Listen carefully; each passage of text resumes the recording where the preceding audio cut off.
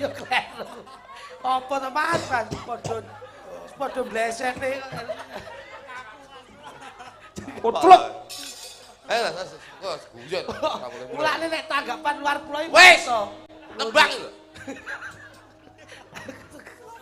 Sik, Mas itu. Mas.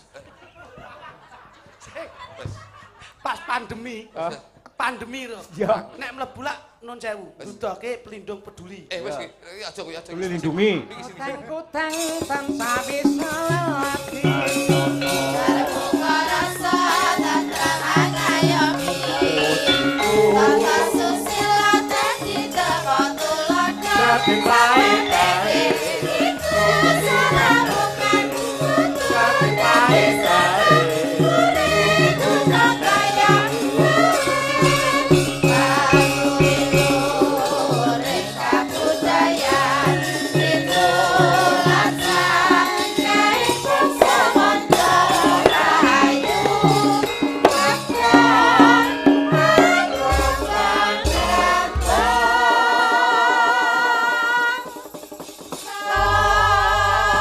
Sing peteng wis dadi padhang sing ruwet dados udar.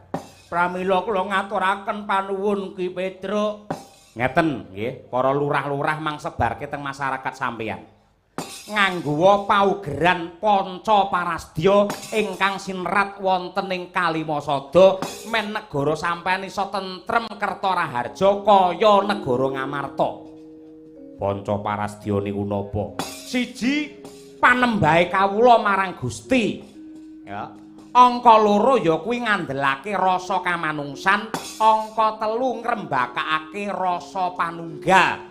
Angka papat ya kuwi nggunakake jiwa ingkang wicaksana, rembukan lumantar wakil-wakile lan ngregani marang panemune wong liya. Lamun ta wong padha tigen panembahe, angka loro kebak rasa kamanungsan, kandel rasa panunggal, sarta garane kawicaksanan. Adil makmur bakal mawujud ana ing loji tengara. Matur nuwun. Matur nuwun.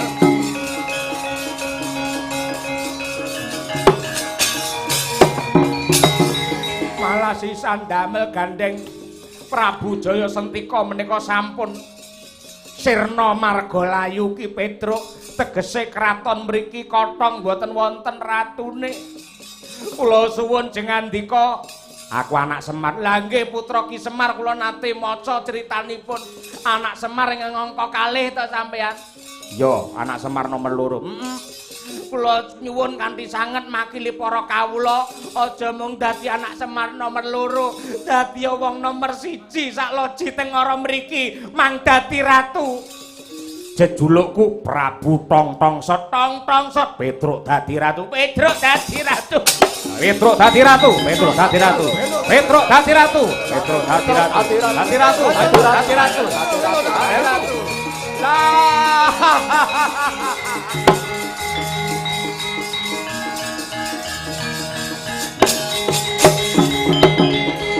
Sore-sore padang bulan. Ayo Mas Kritik, Mas Kritik ada. Rene-rene bebarengan, rame-rame goge-gogean.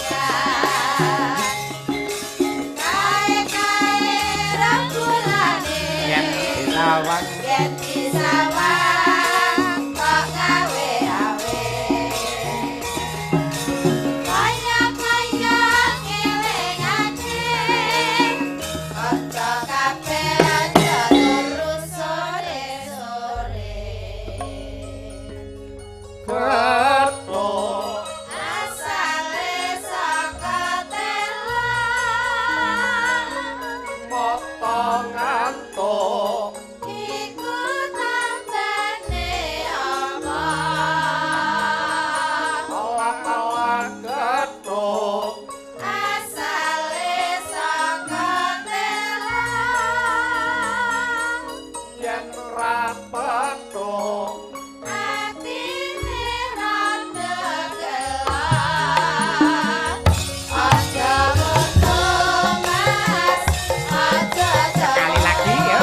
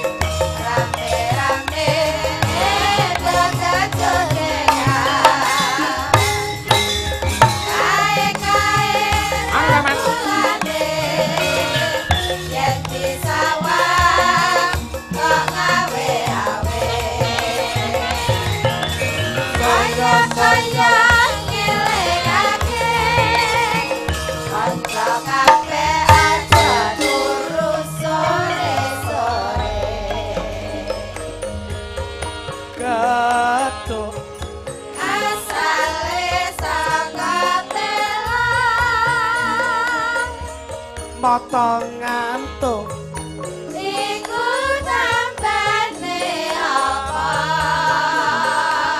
ala-ala getuk asale saka telan yen ora betul atine rada Duk, tangga. Hei.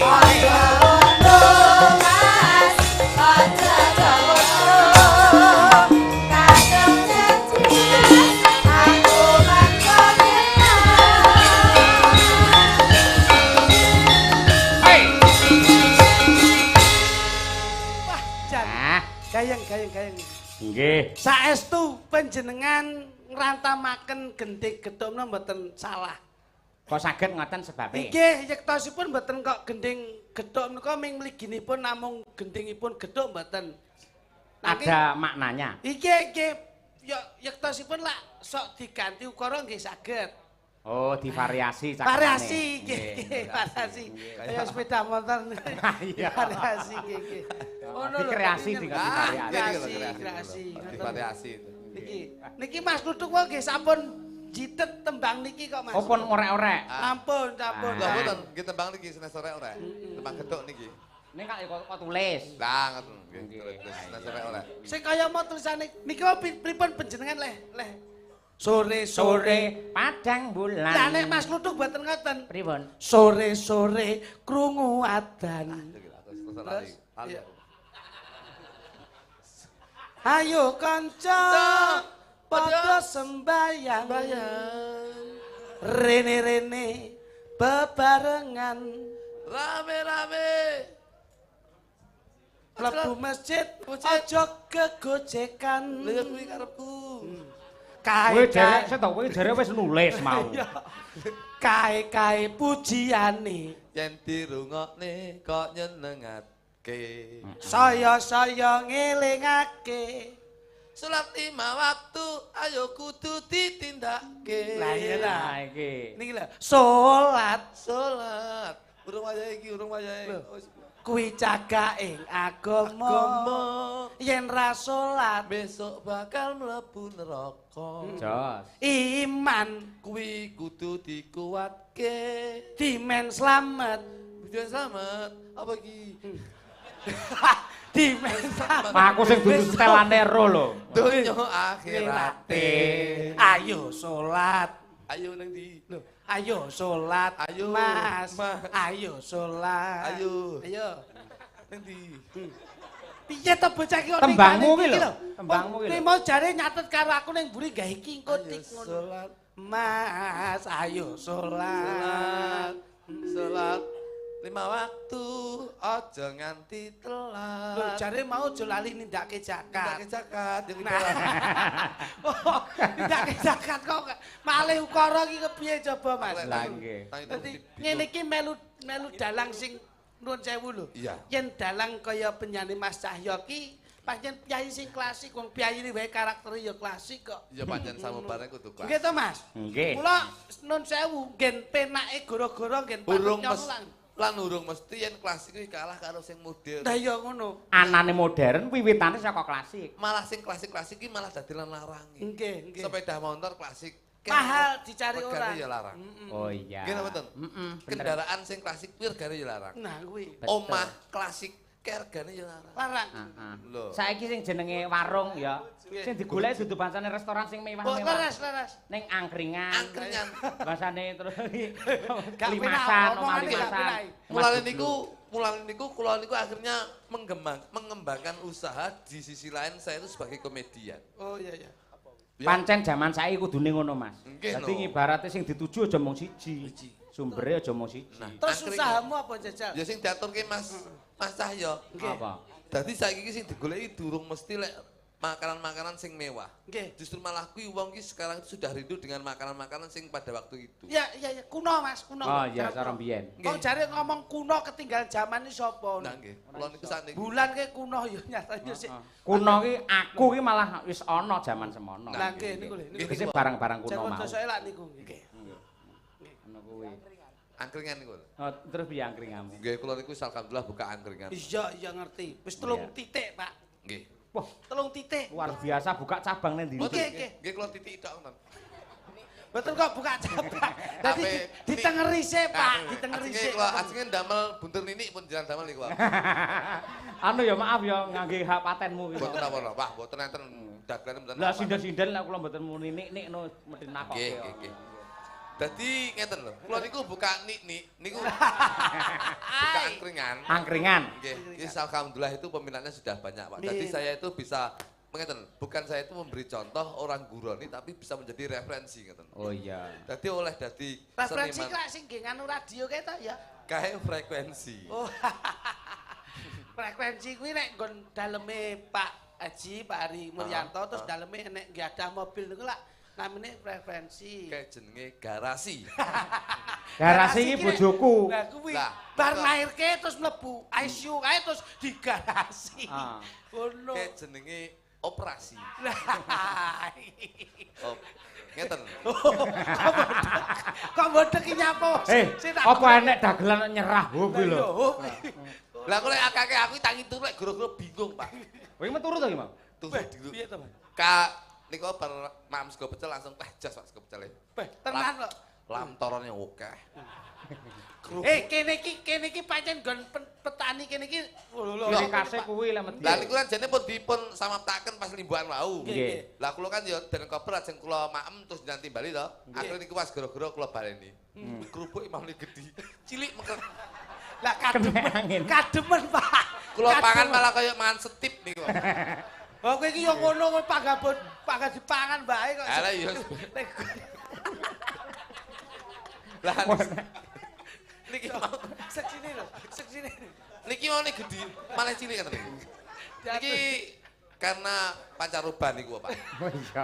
Jadi kena wadem. Kena Pak, niki wadem. kudune niki sing salah niki bagian konsumsi, Pak. Lah ngopo? Ben ra cilik keten niku kudune dijaketi wau.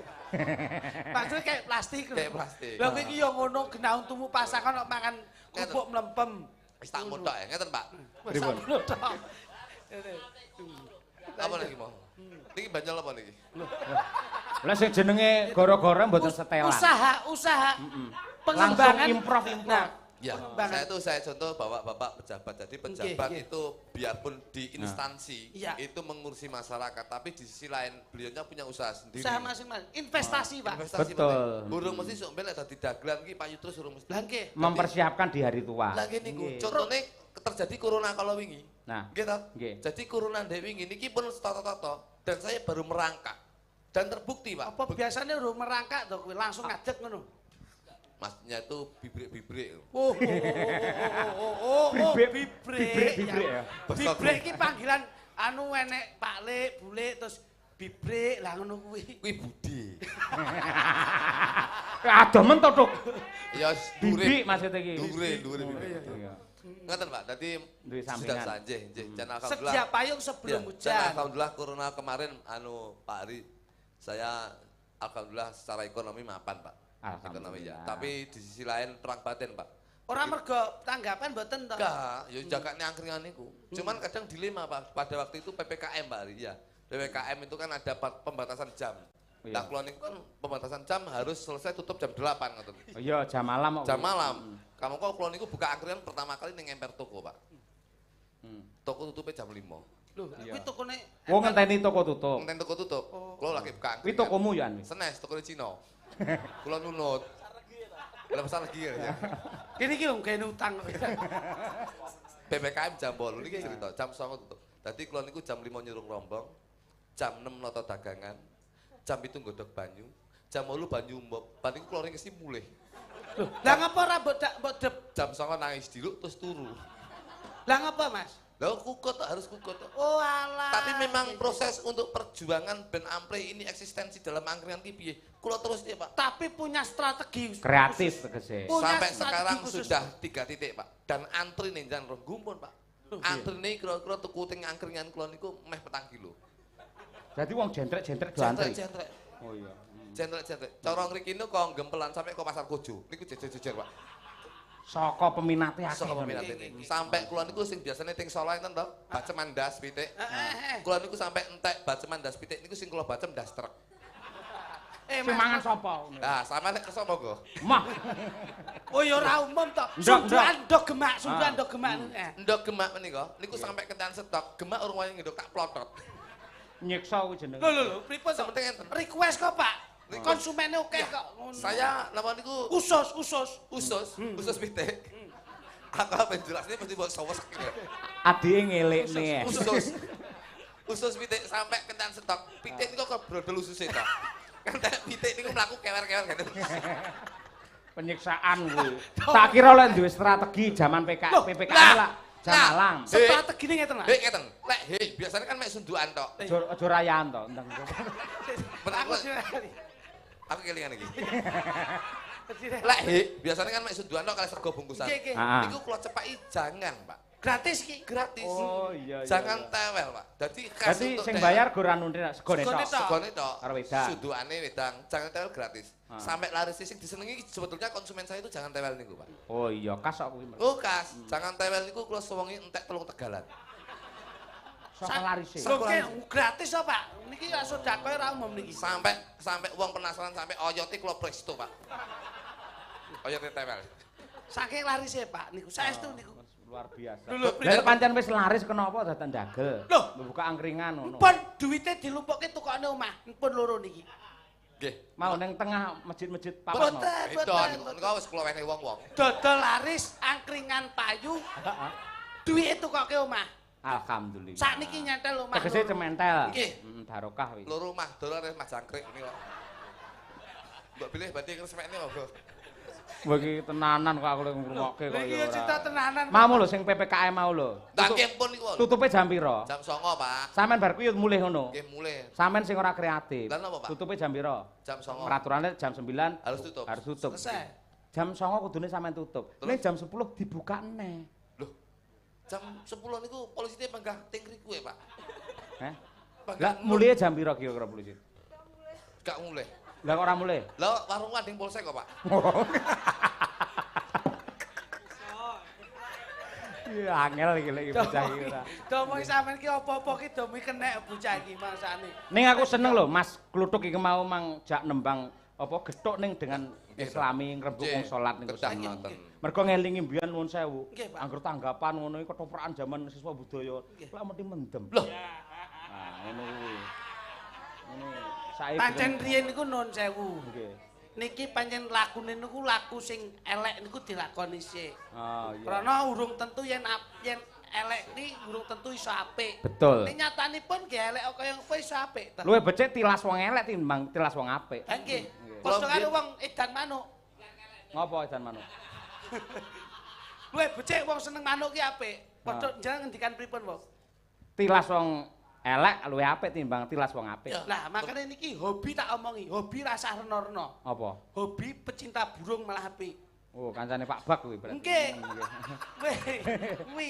Lah kok iso? Lho, luwih becik dadi wong Seneng manuk, seneng manuk. edan manuk. Edan manuk timbang manuk edan. Iki piye to iki omongane iki? Piye to iki diomongi ora percaya. Luwih becik, Edan manuk heeh. timbang manuk edan. Manuke sapa? Duh, manuke jenengan. Ya manuk sing nang manuk. Oh iya iya iya. Mulane niki sakniki pun madhep kiblat tenan. Alhamdulillah. Oh, Ngono kuwi. Riyen yo tukang ngombe dodeng niku. Ngombe kula piye, Mas. Nggih. Yen nek ra Sok-sok lek nemen sewu kesenian di doi kiai lek mergo sampean ngombe-ngombe. Saiki wis mari Pun alhamdulillah. akan saiki kula nderek pengawasan napa mbiyen. Syukur. Sakniki sering gandul sarunge Yai. Nggih, malah niki kula ganduli melotot ra cawetan. Coba pancing ngono kuwi saru.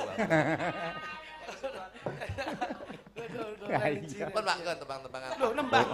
Nembang oh iki los kok iki gawane Mas Cahyo iki wis dicepaki ngono. Wis cepaki terus iki lho, ana sing ngersake podang kuning. Ah, podang kuning dereng dipenangani nggih wau. Dereng, nggih. Coba kalau tak nyuwun pambiyantu tak golekne waranggana sing unik. Derek Pak nggih. Nggih. Wong kula niku. Unik iki nggih dolanan ae no. Derek sinten mawon. Ya oleh kok nggih dolanan nggih. Sinten Mas ingkang unik? Mbak Laras. Enten nggih. Anton nggih niki waranggana Nggih, nggih. unik. Ya dikurmati nganggo panas-panas mlaku. Sik. Kowe mau entuk WA saka bapak saka yang Apa? jadi enek door prize ya. Oh nggih. Mungkin door prize Mas. Lah aku ora entuk dawuh kok Pak Ari. Nah, jenengan selalu napa niku namatne wayang. Lah iya. Ini dari Pak Ari saya dapat info bahwasanya nanti pada malam hari ini bar goro-goro ada doorpress, nanti undiannya ada di bawah kursi dan hadiah sudah disediakan oleh Pak Ari. Di bawah kursi ada nomornya, Pak. Oh, ada nomornya. Iya, iya. Oh, ngono. Hadiah sudah disediakan. Engko nek nomornya cocok hadiahnya Ki pasangin telu iki tadi. Iya, ta. Wis sewan gawanane tenda ya. wong yo iki nguber sak deran kok mbok seneni. Iya iya. Nguber sak deran. Kena iki saku sesuk. Iya. Enggak, Mbak. Aja lali lho. Mbak. Neng Magelang lho ya dinteni lho. Iki, Nggih siap. Kapan niku? Tanggal Loh, 12. sampe ra dijak ta?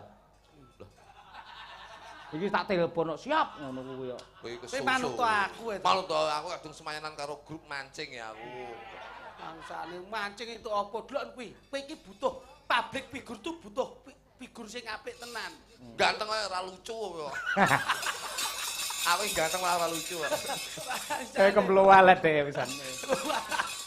Pak Laras, Tak tukoke krim lho, kudune tulisane lak siang malam lho. Heeh. Lah kok sing digawe ming sabune tok. malah sing putih raiku tok bareng foto keluarga malah katen bat. Yo, maka dikormati ya. Yo, panas mlaku ya. Panas mlaku. Ora gawa ayo. Ranggane diseret lamaane bentuk Surabaya geger fungsine stadion Jakarta dirukun tetep merdeka. Ayo bersatu Madiun saya maju. Ayo bersatu Madiun Saya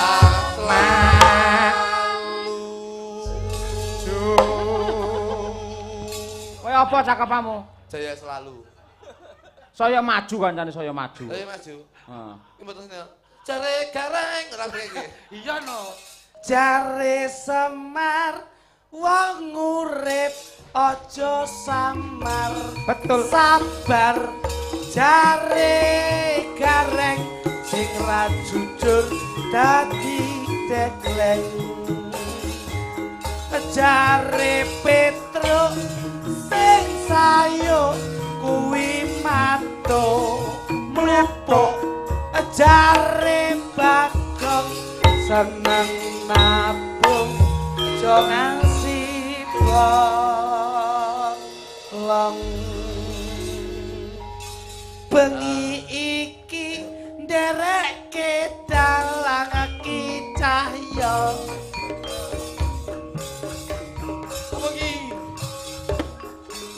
Asli Surakarta. Saya ngono. Dalang Cahya wis pancen kondang kaloka. Kondang kaloka Saindenging jagat nuswantara. matur nuwun dumateng Eyang Putri Martini. Martini. Ayo, Apa? Martini. Apa? Kang parang Matur nuwun dumateng Eyang Martiwi. Mas saya ingkang sampun paring lantaran rejeki. Iso. aku lo namung saged nderek memuji. Lodo. Mugi-mugi Eyang Martiwi sehat lan kathah rejeki. Apamu iso ae to? Lah sak penak-penak. Bisa tenang. Bisa tenang to. Bukan. Aja nganti mbleset lho. Aja dadak-dadak aja. Bengi iki acarane lak tasakuran. Mantan paling apik Pak Hari mesti wayangan. Iso to saya ya. Insya Allah pikantuk berkah pangeran. piye? Kok teko Ayo aku. golekan lho kari nutup rek. Kari nutup. Aku piye iki? Insya Allah bariki engko bayaran. Sing dieling-eling lak mek kuwi to. Kowe kok sing engko lho. Wis tak Bayaran. Ape durus iki, ape durus. Napa? Ape durus mbok playone kowe. Bayaranmu piro? Wis dilunasi ya. Wis kok. Bayaran diitung genep sayuta. Ayo. Muga-muga Pak Hari terus padya mulya. Iso ta saya. Insya Allah terus gelar budaya. Kluthuk. Duwe engko tak gawa mulih kanggo keluarga. Ya iso iki, iso iki. Pinter ngono jenenge. Keluarga sing apik, keluarga sing harmonis. Ayo. Sing ngirit men keluargane ekonomis. Iso kok saya. Insya Allah guyub rukun lan romantis. Ya. Kluthuk. Is. Ayo. Tak wehne bojoku mergo bojoku sing paling manis. Ha iso terus ya. Wis anu lagumu mana? Paling manis di sawang kulite ireng. Ayo. Yen wayangan jagate ora peteng. Kok iso sampeyan? Yen dirungokke suarane kok saya nyampleng. Duk, ayo. Iya. Angko yen mulih tak wehne bojoku aku wis metenteng. Iki lho tak goleke. Semangat. Piye Matenteng di sawang ora ana mungsuhe. Ayo. mergane ngenteni rejekine. Rejekine ora diwenehke bojone. Hidup. Lunduk. Mergo bojone saiki ketut tanggane. Iso terus Iso lho, Pak. Tak goleke lek kowe. Wes. Tuk, Kowe kok mbok terus ini gak mulai-mulai. tuk. Saman tenan mbake ka lho. Lho, sing jaketan putih. Guyu terus kan mau.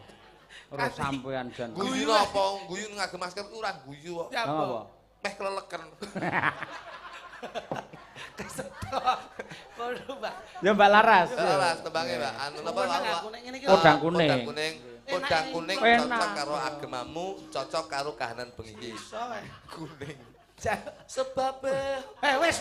Wis sik nantang neh. Ora tak nek tak guwekne neh lho kok. Bijing lan, Pak. Kancane adung semangat. Laras, sing apik ya, Lek ya. Iya kakak. Grupe telu. Jok klitik, jok kluthuk karo Jon Dledek. Lembang Podang kuning nggih diaturke nggih. Iya. Sing unik napa didhawuhke jenengan kok unik dari Mboten segi enten. dari segi apa kok? Sapa? Jenengan dawuh sinden sing unik ngoten lho. Dari segi apa? Lho golek ana.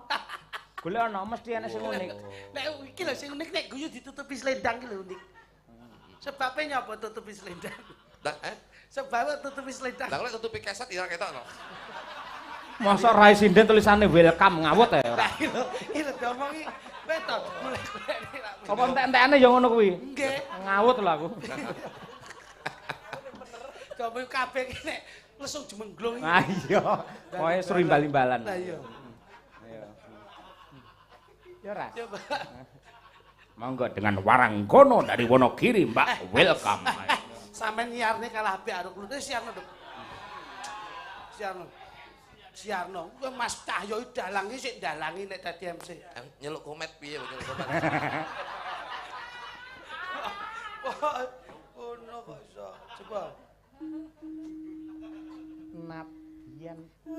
Nadyan wujud temong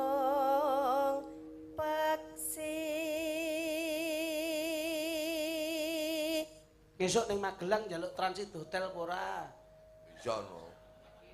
Tapi sing wis ini anu sing jongkok aja duduk. Ora enak kuwi wayangane ning alun-alun hotele bintang 5. Mas Cahyo iki hotele wis kaya Balikpapan wingi. Klasis bintang 5 ngono lho. Wakit ya Mas, tak tutul kok. Cuk. Lah wong ora enek nun sewu Mas. Biasane lak sok Sik ngengkel. Enek sowere. napa shower nika to. Niki mboten damel niku Mas. Iya. Dadi pangapunten Radi Saru. Nggih cetekan ngeten terus banyu lak moncrot dhewe nika. Iya bener. Lah kok ngebel kula tik rene ning kamarku. Nyapa? Ngapa? Iki ra kena disentor iki kepiye ngono. Lah aku mosok kon nggae tisu iki. Goblok kuwi penceten. Gobloke lak ngene to, Mas. Iki lak modele ngene. Lah kok mlaku dinceng iki. Terus dipencet. Lah yo nyemprot ning raine to. Saya mesti macos langsung kowe tangkis mending ngono. Goblok ra iki. Goblok kowe iki ngono kuwi. Aku lagi kuwi rap ning WC. Lah kok dinceng. Goblok. Wes. Ngono kemaki. Terus aku ya aku sini. Jaluk hotel apa ora? Kak, wis tak tur ngemper.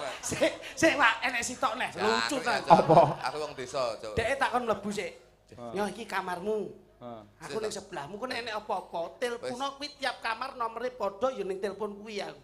Wis. Lah kok adus. Nun sewu lho. Biasane hotel apik lak dhuwur WC diwehi anduk to Mas. Iya. Anduk lak nggih keset. Betul. Lah kok dek adus. Anduke keset iki dingge.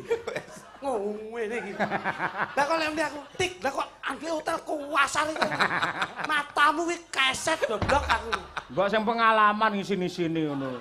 Lah tau lho. Dicepakne ning dhuwur. Mosok. Aku wong desa. Lek kebangetan tau mbiyen karo sapa Stella Sing mbiyen. ngengkel. Kalau sing ora karo iki karo sapa kae Pak Bak apa sapa kae tau. Wis. Dikane transit hotele ning anu lho, tingkat 5. Lah. Numpak lift to, tik. Dhek numpak lift. Heeh. Numpak lift ke lantai 1 lantai 5. Lantai 1 sandale dicepot. Terus mlebu ning lift tek ning lantai 5. Tek. Baru lawange mengotot tek. Sandalku mau ning kene kok renek ngono jare. Aku mau jepit to, bareng ke lantai 5 selop. Tiba-tiba dhek mudhun sandal yo cepet. Dadi kok gan selop aku ngono. Dadi ketemu ning gone awal restoran ki dhek nggih jepit aku nggih selop lho. Tiba-tiba padha. Dek yo kleru. Apa to Mas? Padha blesete. Kutluk. Lah, kok guyon. Mulane nek tanggapan luar pulau iki Wes. Nembang lho.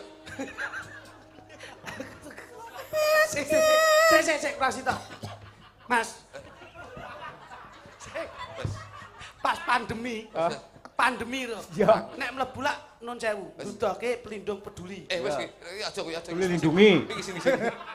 Iki sini. Sini aku jauh lagi. Tak dudoi. Kan nggih screen, Mas. Iya. Sini aku. Nun sewu, tikete iki lak sak boarding pass ketut. Lah kula iki kon mlebu sik. Lah dhek carry. Iya. Kowe mlebu sik, aku sing carry, sing nggo tikete. Lah sing jaga nak beton apa nika? Screen. Screen ngeten iki lho. Heeh. Anu tiket niku lho. Iya sensor. Sensor. Iya. Lah kok tiketnya ora diwehke. Terus? Sing jaga nu pun ngeten. Mohon anu Pak itu tangannya. Lah kok tangannya dicepak nih. Enggak. Dikira tes suhu. Kamu kok ndelok tiketnya dhek. Lah kok terus muni ngene sing jaga. Pak, mohon maaf tiketnya itu bukan tangannya, Pak. Kuwi tenan iki. Aku yo ndang ale tok aku ora kenal. Melu isin aku malah. Isin aku. Niku tenan to, Kak? Tenanan kuwi cah wekoke ramum kuwi. Aku goblok aja nih. Ya mbok aja malu-maluin Dedek. Bandara kok Ya agar gak malu-malu ya aku kan ya sering diajak main gitu dong. Biar aku gak malu, ya. Ya. Enggak mau. Lah, aku lu mau. Karepmu ngono. Karepmu. Selopnya masih ada loh di rumah. Kok iso enek guwaane sik ya? Aku ora gaget. Cerdas apa? Biasane kok kono wis der. Tek, Pak. Tambah ini. Cerdas aku. Kuwi jenenge penyelamat kuwi jenenge. Iya no. Aku malah ora pati der, langsung kok tampani der. Jos. Iya no. Tanggal itu aku rasa pakai hotel ya. Heh? Ojo sini-sini ora. Ya Mbak Laras. Ayo.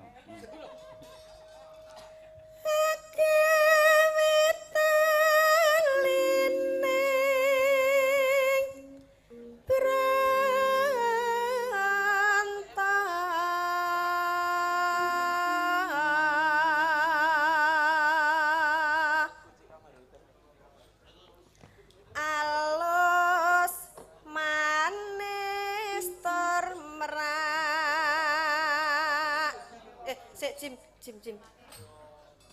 Ngapa jam-jim? Anu Cakepane cakepane bleset, Pak. Oh, Kaken mikir hotel.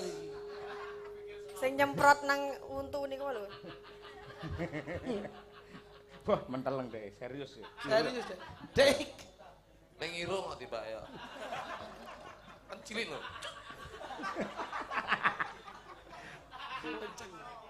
Yo. Alus manis nang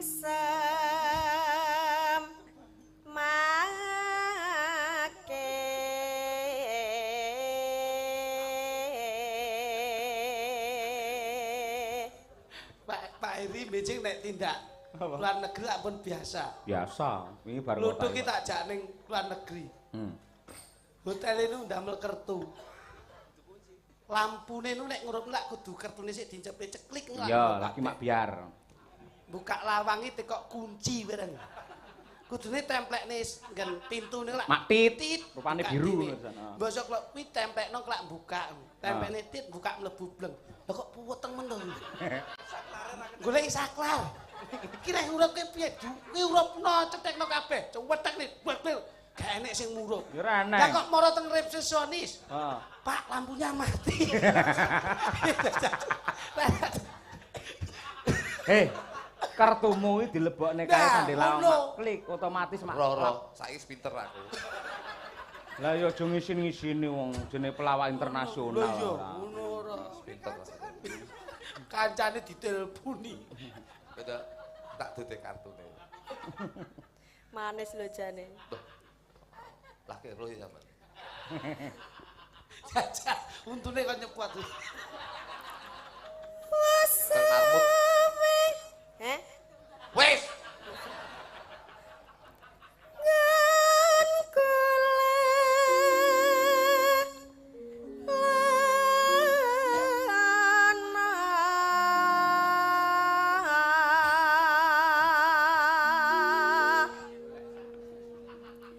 golek isi podang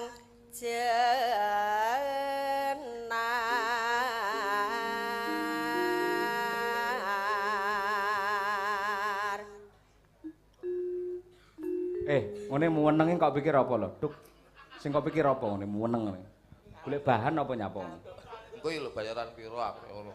Wis ki lho Pak Ari wingi maringi langsung Bapak nu pun 12 nene. badani sak kabeh kok iso. Ya Pak Ari kan ke situ. Yang saya pikir tuh dari situ ke sini ngono. Loh, Pak Ari lah Mas sini. Cahyo itu transparan. Loh, bukannya Mas Cahyo, dari kamu itu loh. Kok sik to kan wis jelas to kok Pak Ari diparingne aku. Nggih. Terus tak transfer ning ngene klitik. Klitik. Wis, Lah. kok klitik ning sampeyan ya to? Lah kuwi bahaya. Kok iso? Selang iki lho. Sembung sing ndur dhewe sedotan iso dhewe. Tas. Iya. Tapi enggak, Pak. Ini Aku iki nek wong nun sewu, Pak. Pripun? Nyanyun pirsa Pak Wabub. Kinerja staf-stafnya itu tingkatannya pasti beda-beda. Betul. Kinerjanya baik pasti sesuai dengan gajinya. Mergo tanggung jawab Mau beda. jenengan lak ngoten to. Ya go sak menten katanipun lak mesti paling boten pengendang kalih tukang meking lak pun benten. Nggih to? Nggih. Pengendang kalih tukang jitor pun benten. Betul. Nggih ngoten. Kula ale Mas Lutu nggih ngoten. Kok ketoke lucune ndeter. Niki kula pulke. Paling ora. Oh, gumantung lucu apa orane. Nggih. Weh, apik kuwi. Nek lucune ndoweden kok paling ora mang yuta wani kula. Ngoten. Nggih. layan ndenge ra lucu bukan tampil 150 ta. Lah kok iso? Lah ra lucu, Pak. Kene tampil 150. Kowe nek ora lucu tak sanksi, Pak. Oh, dadi lek ra lucu iso Nggih. min entuk. Min. Min. Melu iki ngeri, Pak. Ngungkuli Jepang berarti deh. Nah, ngeri. Iya. Ya, Curhat ae ket sore. tek bawa kaleme ya. Heh? Bapak Sare. Oh nggih. Kayak nyetel radio. Iya. Radio nasional. Ya apa iki? Ibu, Bu. Ibu bunga enga tinggal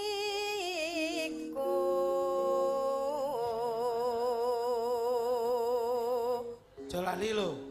Hemi branded online kuwi dipikir ora mung gawe tok. Lah dalah ya toh. Hitungan lho, Pak. Piye to iki mau? Lho dhek tak pesenke online to Mas klambi iki. Oh, zaman saiki ya iso. Mungkin online. Lah iki ora paten aku. Ini paling motong kakean gak aku.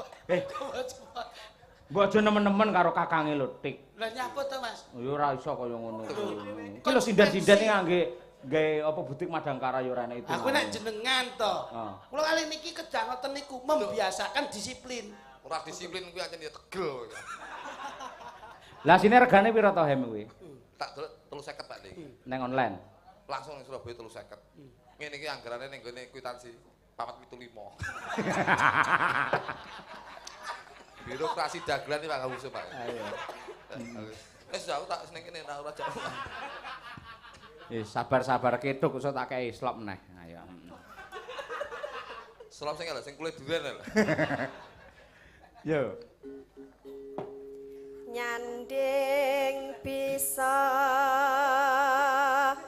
dadi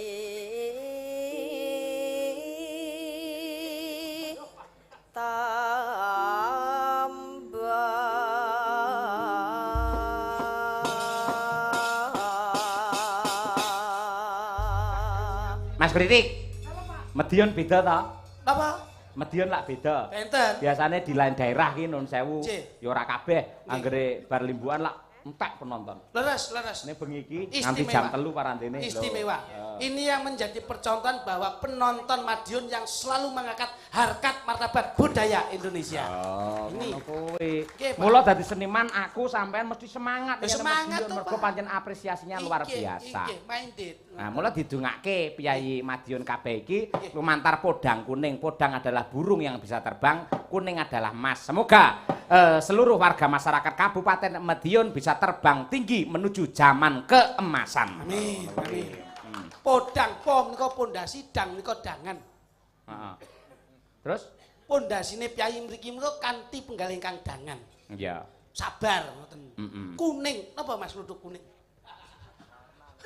Eh? Lah kok udat-udat ki lho kok piye? Wis dijak kerja kok iso. Bar gending nak banyol bar iki. Sombong. Gayane.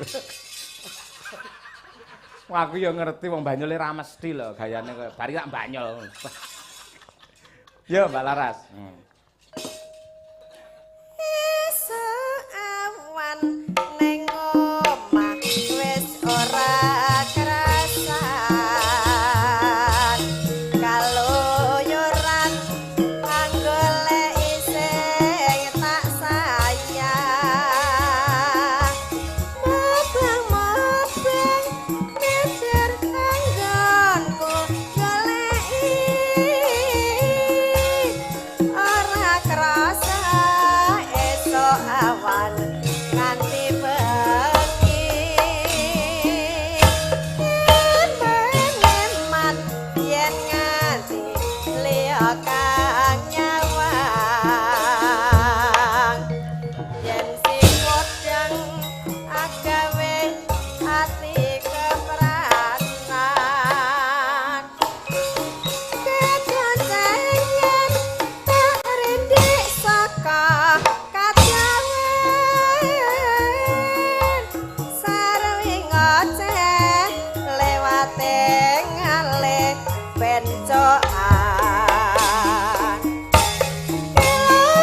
kowe tak suwon mbak aja ngecek padang kuning agawe pikirku kompeng seleret ireng tak sawang katon manise tiba bunga yen kelakon nyanding dheweke ora bakal atiku kanggo wong liyan yen sing modang andut ati kepranan